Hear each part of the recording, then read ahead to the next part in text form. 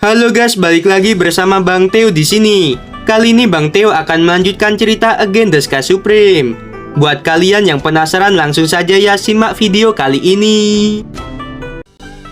Pada saat ini, Tan Yun menemukan melalui kesadaran spiritualnya bahwa 200 juta mil di sebelah kiri ada sebuah penghalang. Tan Yun sangat yakin bahwa di dalamnya adalah alam fana lainnya. Tan Yun terbang menuju ke arah alam fana itu sambil memberitahu semua orang. Sekitar 10 jam kemudian, Tan Yun berhenti terbang dan berdiri di depan alam fana itu. Tan Yun berkata, "Aku telah menderita selama lebih dari 100 tahun. Akhirnya aku bisa melihat cahaya lagi." Tan Yun segera menghancurkan penghalang di depannya. Saat Tan Yun memasuki alam fana itu, dia mencium bau darah menyengat. Segera setelah itu, suara pertempuran, teriakan, dan duka terdengar di telinga Tan Yun. "Ayo habisi semua manusia di benua Swantian. Kita akan mendominasi benua Swantian dan sumber daya menjadi milik ras barbar kita." Tan Yun melihat ke bawah. Kesadaran spiritualnya menyelimuti area seluas 200 juta mil. Tan Yun melihat bahwa di kota-kota, satu demi satu mayat menutupi tanah dan darah menodai kota-kota yang rusak.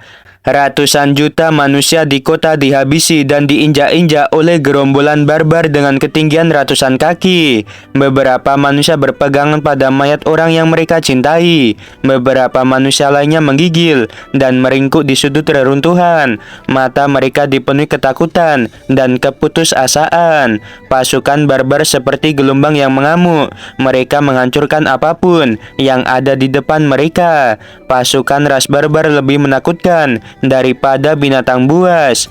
Tan Yun segera mengeluarkan jantung Hong Meng.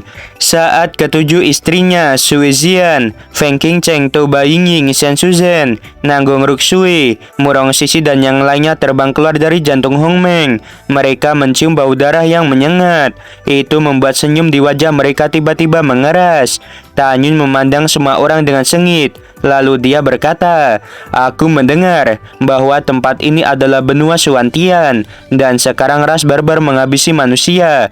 Kita tidak bisa hanya duduk dan menonton. Selain itu, benua Swantian adalah alam fana yang aku kuasai di masa lalu. Ras barbar sialan. Apapun yang terjadi, kalian tidak boleh menghabisi orang-orang yang tidak bersalah ini." Mendengarkan suara itu, semua orang yang awalnya putus asa sekarang memiliki harapan. Tan Yun dan semua orang menukik. Mereka menyebar dan menuju ke kota-kota secara terpisah. Tan Yun berkata, "Keratua, Dato, Moer, dan 8 Raja Monster, kalian keluar dan habisi para musuh." 11 monster terbang keluar dari jantung Hong Meng. Tan Yun setinggi 300 kaki, terbang di udara dan mendarat di sebuah kota. Dia melemparkan beberapa pukulan satu demi satu dan menghancurkan 6 ras barbar di periode dewasa tingkat ke-6. Orang-orang yang diselamatkan menatap Tan Yun. Mereka ragu-ragu apakah Tan Yun manusia atau bukan. Tan Yun berkata, "Jangan takut, aku ini manusia. Aku tidak akan membiarkan mereka menyakiti kalian." Ekspresi Tan Yun acuh tak acuh. Dia berubah menjadi bayangan dan menghabisi musuh dengan pedang pembantai Dewa Hong Meng. Segera, darah berceceran. Kemanapun Tan Yun lewat, akan ada ras barbar yang mati. Tan Yun mengeluarkan 11 pedang Dewa Hong Meng. 11 pedang itu melonjak menjadi 20.000 kaki dan mengelilingi Tan Yun. Hanya dalam 3 napas, Tan Yun menghabisi puluhan ribu ras barbar. Pada saat ini, Shen Shubing dan yang lainnya juga marah dan mulai menyelamatkan manusia di benua Swantian.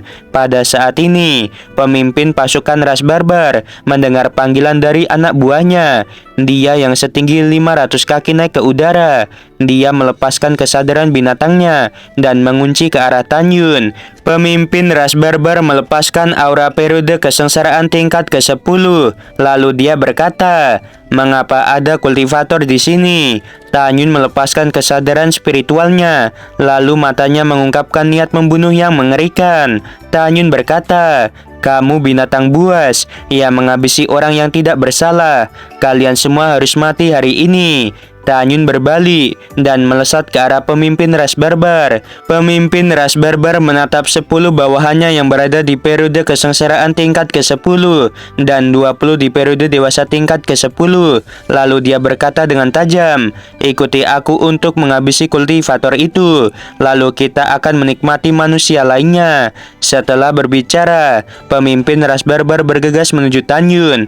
30 ras barbar mengikuti dari belakang. Setelah beberapa saat, pemimpin ras barbar membuka taringnya dan mengayunkan tinjunya ke arah dada Tanyun. Dalam pandangan pemimpin ras barbar, pukulannya sendiri sudah cukup untuk menghabisi beberapa manusia di alam eklosion. Menghadapi pukulan keras seperti itu, Tanyun langsung menyingkirkan 11 pedang Dewa Hongmeng. Kecepatan Tanyun meningkat tajam. Dia menyerang dengan keras ke arah pemimpin barbar itu. 30 ras barbar berkata, "Manusia ini pasti akan mati." Pemimpin pasukan adalah makhluk terkuat ketiga di antara 800 juta ras barbar. Kecuali tuan dan wakil tuan, tidak ada yang bisa mengalahkan pemimpin. Tetapi saat berikutnya, mereka menjadi takut. Karena saat tangan pemimpin pasukan mengenai dada Tanyun, tangannya langsung meledak. Dalam teriakan ketakutan pemimpin pasukan ras barbar, Tanyun menghantam tubuhnya dengan keras. Tubuh pemimpin barbar setinggi 500 kaki dihancurkan oleh Tanyun. Pada saat ini, 30 ras barbar tiba-tiba berhenti terbang. Salah satu yang berada di periode kesengsaraan tingkat ke-10, dia berteriak dengan suara serak, "Lari, kita bukan lawan manusia itu." Sebelum dia selesai berbicara, Tanyun melemparkan pedang pembantai Dewa Hongmeng dengan tangan kanannya dan menghabisinya. 29 barbar tersebar dalam ketakutan. Mereka mencoba melarikan diri sambil berkata, "Ada orang kuat dari aliansi manusia benua Suantian. Kita bukan lawannya." Kita semua segera mundur dari kota. 3 juta ras barbar menjadi tercengang ketika mendengarkan kata-kata itu. Kemudian mereka melarikan diri ke arah langit. Ras barbar yang hanya di tingkat ketiga dan keempat, mereka berlari menuju gerbang kota. Tanyun berkata, "Kalian menghabisi orang yang tidak bersalah karena kalian melangkah ke kota ini. Jangan pernah berpikir bisa melarikan diri." Tubuh Tanyun dipenuhi dengan niat membunuh yang dingin. Dia berubah menjadi bayangan dan mengejar. Setengah jam kemudian, Tanyun memegang pedang pembantai Dewa Hongmeng. Setiap cahaya pedang muncul, ratusan ras barbar mati. Potongan-potongan mayat ras barbar berjatuhan. Manusia di kota menatap Tanyun yang seperti dewa. Mereka berlutut dengan rasa syukur. Menurut pendapat mereka, Tanyun yang turun dari langit adalah kultivator terkuat dari aliansi manusia benua Suantian. Tanyun berdiri di udara dan melepaskan kesadaran spiritualnya. Dia menemukan bahwa di lebih dari selusin kota, Shen Shubing dan yang lainnya, serta 11 monster, telah menghabisi banyak ras barbar. Setelah Tanyun menyingkirkan pedang pembantai Dewa Hongmeng, tubuhnya tiba-tiba menyusut, dan dia mengenakan jubah ungu. Tanyun menatap manusia yang berlutut di kota, lalu dia berkata dengan lembut, "Kalian bangunlah, katakan padaku, masalah apa yang dimiliki manusia di benua Suantian dengan ras barbar? Bagaimana mereka bisa begitu marah terhadap kalian?" Pada saat ini, seorang pria muda berlumuran darah menatap Tanyun dengan ekspresi terkejut. Di dalam hatinya, bahkan seorang anak berusia 3 tahun di benua Suantian tahu tentang keluhan antara ras barbar dan manusia. Tetapi bagaimana mungkin orang kuat di depannya tidak tahu? Pemuda itu berkata dengan jujur, "Senior, sejak zaman kuno, ras barbar tidak cocok dengan manusia. Ras barbar menghabisi orang yang tidak bersalah tanpa pandang bulu. Meskipun para kultivator manusia mencintai perdamaian, tetapi kita harus melawan." Seiring berjalannya waktu, ras barbar dan manusia saling berselisih. 7 dari 8 dinasti besar umat manusia kini telah hancur. Hanya tersisa dinasti Suantian. Jika bukan karena aliansi kultivator manusia, dinasti Suantian juga akan hancur.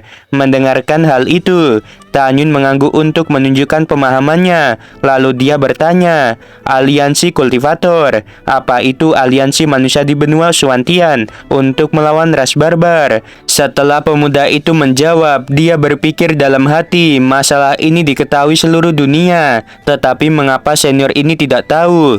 Tanyun berkata lagi, di mana aliansi kultivator didirikan? Pemuda itu berkata, senior, markas besar aliansi didirikan di kota abadi Swantian yang berjarak 1,8 miliar mil ke utara. Pria muda itu tiba-tiba bersujud dan berkata lagi, aku mohon pada senior, selamatkan aliansi kultivator. Jika bukan karena pemimpin aliansi, mungkin manusia di benua Swantian sudah dihabisi sejak lama. Setelah pemuda itu berbicara, orang-orang di kota berlutut satu demi satu. Mereka memohon kepada Tanyun untuk mengambil tindakan. Tanyun berkata dengan ragu-ragu, kamu bangunlah, aku akan membantu. Setelah itu, dalam pandangan Tanyun, mungkin aliansi kultivator juga memiliki benih api beratribut es. Setelah semua orang melihat bahwa Tanyun setuju untuk membantu, mereka membungkuk lagi kepada Tanyun untuk mengucapkan terima kasih. Tanyun berkata sambil berpikir, pemimpin aliansi yang dibicarakan, sepertinya dia orang yang cakap. Dalam pandangan Tanyun, orang yang bisa dicintai banyak orang pasti tidak buruk. Di antara 1,80 miliar alam fana, tidak peduli apakah itu manusia, monster atau ras lain yang menguasainya. Yang penting adalah pihak yang mengatur alam fana itu memiliki hati yang baik, bukan kejahatan. 2 jam kemudian, Shen Shubing dan yang lainnya bersama dengan 11 monster melayang di depan Tanyun. Setelah Tanyun memberitahu penyebab perselisihan antara manusia dan ras barbar, Shen Shubing dan yang lainnya menjadi marah. Tanyun dan yang lainnya menaiki singa naga emas. Lalu mereka menuju ke kota abadi Swantian yang berjarak 1,8 miliar mil ke utara. 6 jam kemudian, di kota abadi Swantian, pada saat ini awan gelap menyelimuti langit. Badai dahsyat menyapu seluruh kota dan tirai hujan terlihat samar-samar. Banyak mayat yang tergeletak di kota itu. Lebih dari 90% mayat adalah manusia, sementara kurang dari 10% adalah ras barbar. Di langit, suara pertempuran sengit dan cahaya pedang terlihat. Di pusat kota abadi Swantian ada puluhan juta raksasa berukuran lebih dari 100 kaki. Mereka berdiri dan mengepung. Rumah-rumah, paviliun dan istana semuanya telah menjadi reruntuhan. Di reruntuhan, ada lebih dari 2000 kultivator di alam eklosion. Masing-masing dari mereka terluka parah dan dalam bahaya. Di depan lebih dari 2000 orang, ada seorang wanita bertopeng tinggi, berlumuran darah dengan gaun biru. Dia tidak lain adalah pemimpin aliansi kultivator di benua Swantian. Tangan wanita bertopeng memegang pedang. Dia memegang pedang dengan gemetar dan menatap 2 ras barbar di depannya dengan ketinggian 1000 kaki. Lalu dia berkata, Tuan Barbar dan Wakil Tuan, jika kalian ingin menghabisi mereka, maka kalian harus langkai mayatku dulu. Tanpa menunggu Tuan Barbar dan Wakil Tuan berbicara, lebih dari 2000 kultivator menangis dan berkata, pemimpin, kamu larilah. Tinggalkan kami sendiri, atau kamu akan mati. Kami menghargai kebaikanmu, tetapi jika kamu mati, manusia di benua Swantian tidak memiliki harapan lagi. Pemimpin aliansi, kamu hanya di alam eklosion tingkat ke-8. Setelah kamu dipromosikan ke alam eklosion tingkat sempurna, kamu dapat menghancurkan ras barbar.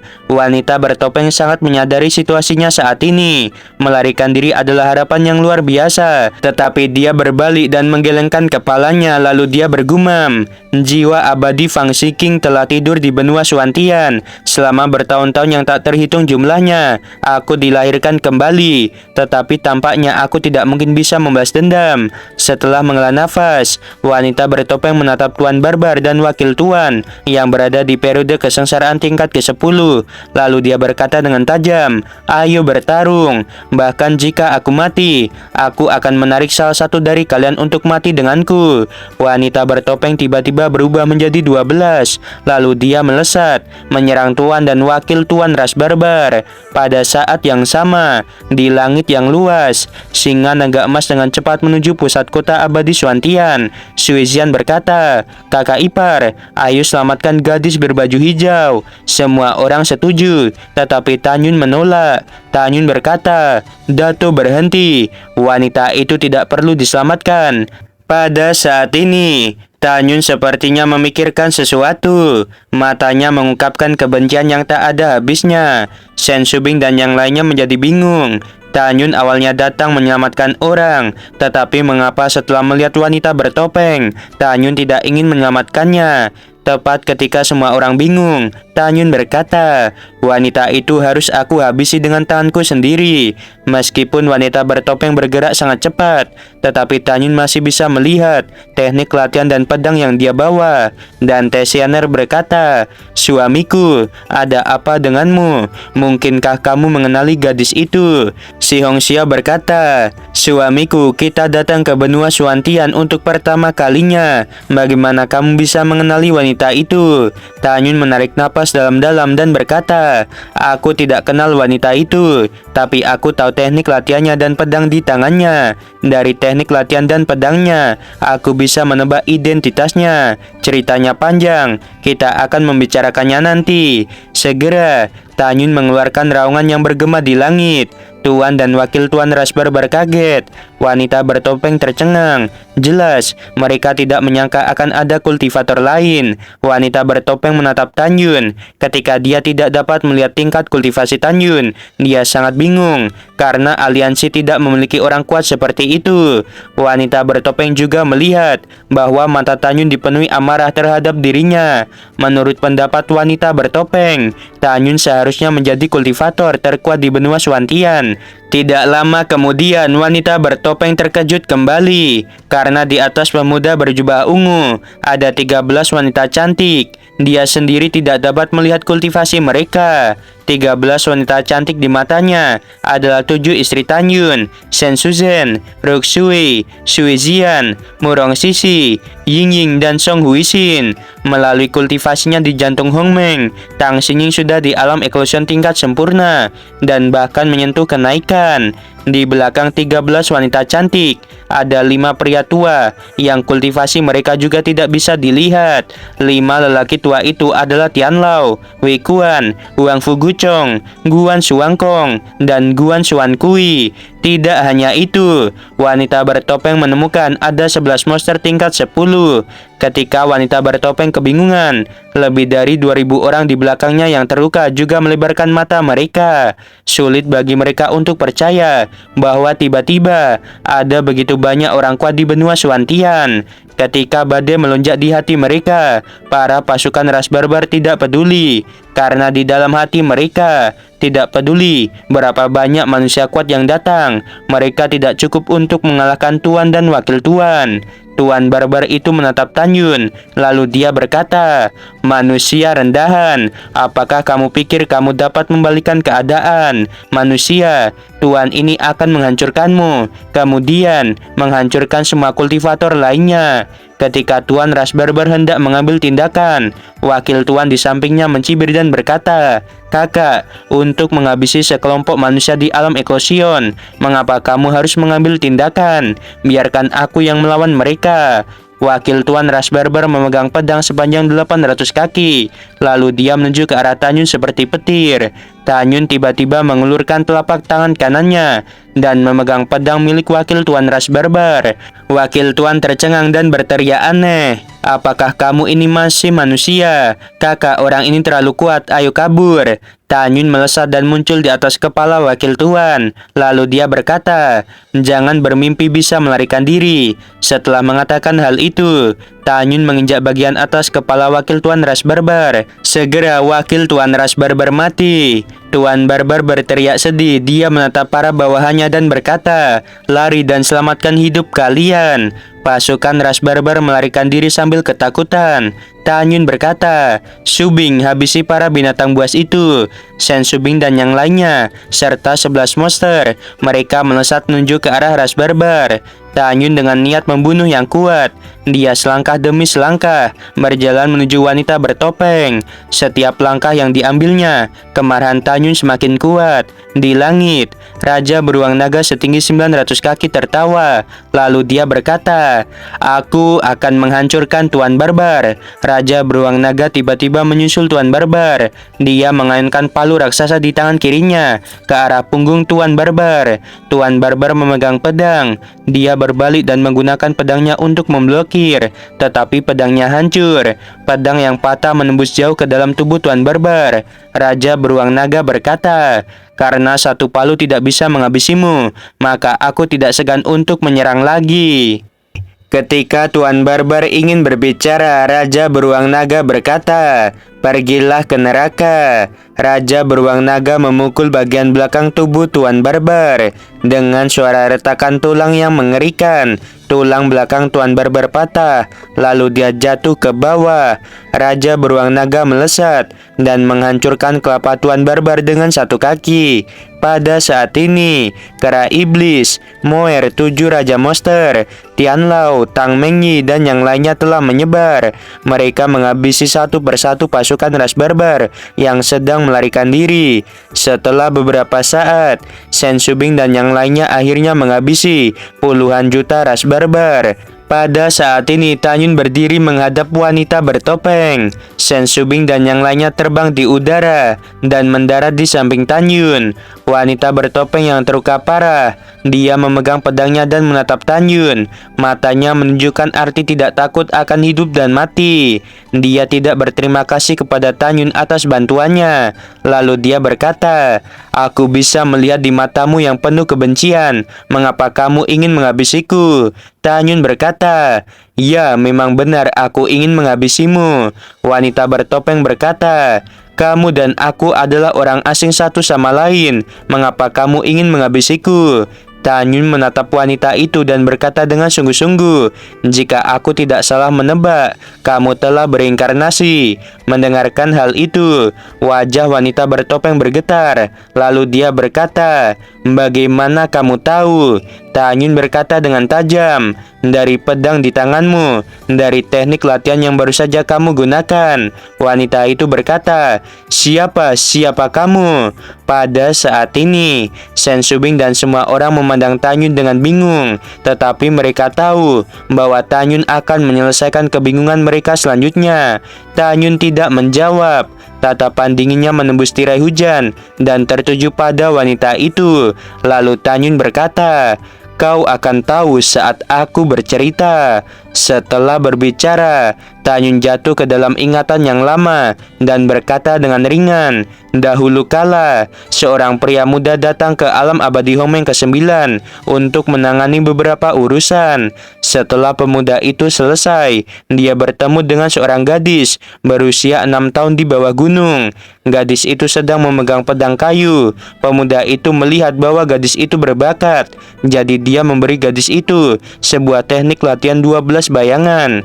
Ketika mendengarkan hal itu, wanita bertopeng melebarkan matanya yang indah. Tanyun melanjutkan, pemuda itu bertanya, "Siapa nama gadis kecil itu?" Dan gadis kecil itu memberitahu pemuda itu bahwa namanya adalah Fang Ziqing. Setelah gadis kecil itu dengan enggan melihat pemuda itu terbang, dia berteriak kepada pemuda itu dengan sebutan kakak laki-laki. Gadis kecil itu berkata bahwa Xiao Qing pasti akan berkultivasi dengan baik. Kemudian, gadis kecil itu memenuhi harapan pemuda itu. Setelah sekitar 300 tahun, gadis itu menunjukkan bakatnya yang luar biasa. Meskipun dari keluarga biasa, dia masuk dalam 10 orang kuat di alam abadi Hongmeng ke-9. Dia menantang 9 orang kuat lainnya.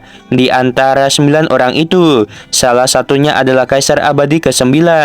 Setelah pemuda sebelumnya mengetahui tentang hal itu, dia secara pribadi mengangkat gadis itu menjadi Kaisar Abadi ke-9 selanjutnya.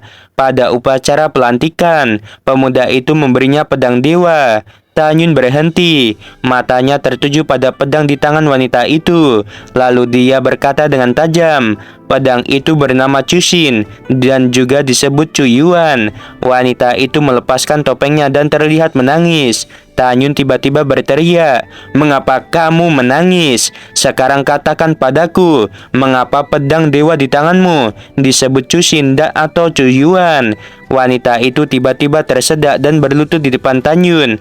Lalu dia berkata, "Karena tuanku berkata, supaya aku tidak akan pernah melupakan niat awalku, jadi diberi nama Cushin. Karena tuanku berkata bahwa pertemuan kita sebagai takdir, jadi itu diberi nama Cuyuan."